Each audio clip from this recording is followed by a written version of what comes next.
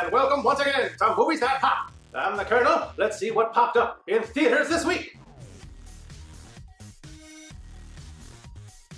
I'm just gonna get down to brass tacks here. The Post is a movie from Steven Spielberg, the greatest film director of all time, starring Meryl Streep, the most Oscar-nominated actor of all time, and Tom Hanks, one of the most beloved actors of our generation, and counts among the members of its cast some of the most beloved character actors of our day, including but not limited to Pat Healy, Alison Brie, Michael Stuhlbarg, Zach Woods, Jesse Plemons, married couple Tracy Letts and Carrie Coon, Brad Whitford, Bruce Greenwood, Sarah Paulson, and both members of Mr. Show. And yes, those two guys do share the screen a few times. In addition to all of that, it's also a period piece that depicts true, heroic journalism that strives for truth in the face of government cover-up. And it serves as sort of a backdoor prequel to one of my favorite films about journalism, All the President's Men.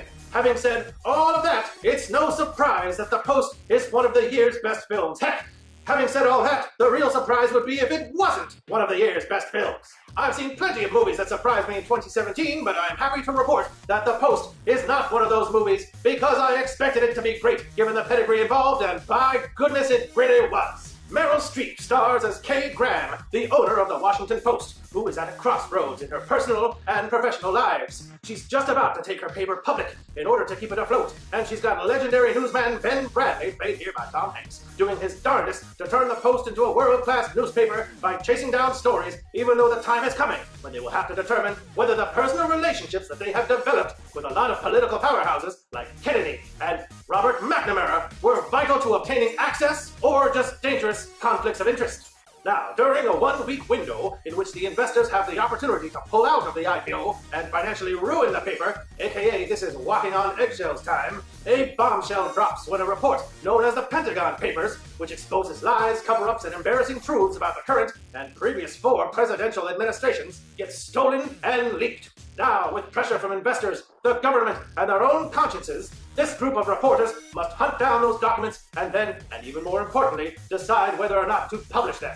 The stakes are high, including the collapse of the paper, loss of access to the political elite, implosion of personal relationships, and even potential jail time. And it's a credit to the script and to Spielberg's storytelling abilities that not only is each beat easy to understand, it's thoroughly gripping drama. Steven Spielberg reportedly threw this movie together in just a few months, simultaneously with doing post-production on the upcoming Ready Player One. And you can feel the urgency here. This movie, at less than 2 hours, is briskly paced and consists of a lot of scenes where very smart people talk to each other in cramped rooms and over the telephone.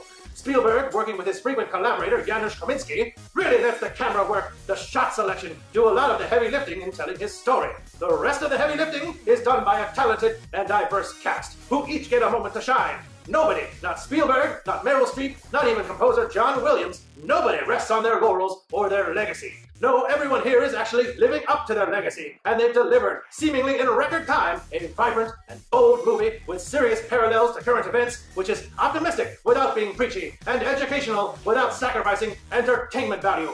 I award The Post an extra large bag of popcorn. It's a history lesson, it's an acting showcase, it's a window into the past, and it's a reminder of what it is to be a proud and patriotic American.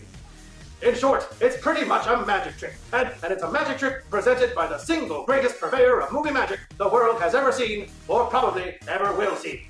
That does it for this edition of Movies That Pop. Don't forget to follow me, the Colonel, on Twitter @MoviesThatPop. And click the icon right down there to visit our channel if you'd like to see more. And support us, please, by clicking subscribe while you're there, and by clicking the thumbs up icon below. I'd like to hear your thoughts on The Post in the comments as well. In the meantime, thanks for watching. I'm the Colonel, and if we don't hold them accountable, who will?